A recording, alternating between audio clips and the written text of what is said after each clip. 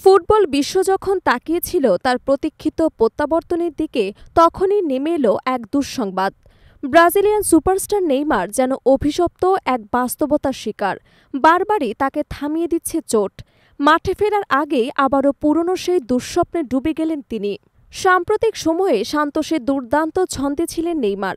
টানা ৭ ম্যাচে পুরো ৯০ মিনিট খেলেছেন তিনি। শারীরিক ফিটনেস নিয়ে কোনো প্রশ্নই ওঠেনি। মনে হচ্ছিল অবশেষে ব্রাজিল জাতীয় দলের জার্সিতে ফিরতে যাচ্ছেন তিনি।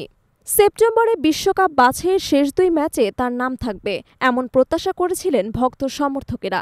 কিন্তু ভাগ্য যেন তার পাশে নেই। হঠাৎ এক অনুশীলনের সময় উরুতে ব্যথা পেয়ে আবারও ছিটকে গেলেন সম্ভাব্য স্কোয়াড থেকে। ব্রাজিলিয়ান সংবাদ মাধ্যম গ্লোবারের খবরে জানা গেছে, ব্যথা পাবার পর টানা ২ দিন শুধু জিমে সীমাবদ্ধ ছিলেন নেইমার। এমনকি হাঁটার সময়ও তিনি অস্বস্তি অনুভব করেছেন।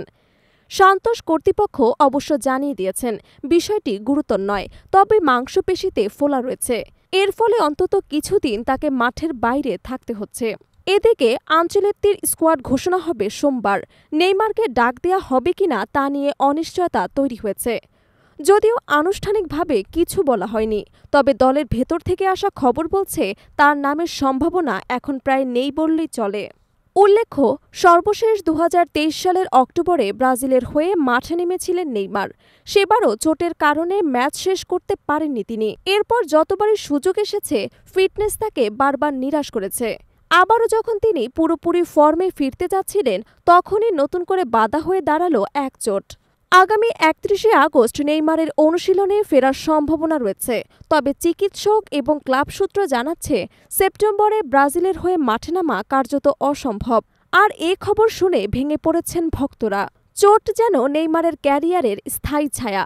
একদিকে মাঠে তার জাদুকরী ফুটবল, অন্যদিকে বারবার চোটে ছিটকে যাওয়া দুটোই যেন সমান তালে চলছে। তাই এখন বড় প্রশ্ন, নেইমারের জাতীয় দলের জার্সিতে ফেরার স্বপ্ন আবারও ঠিক কতটা দীর্ঘ অপেক্ষায় ঠেকবে।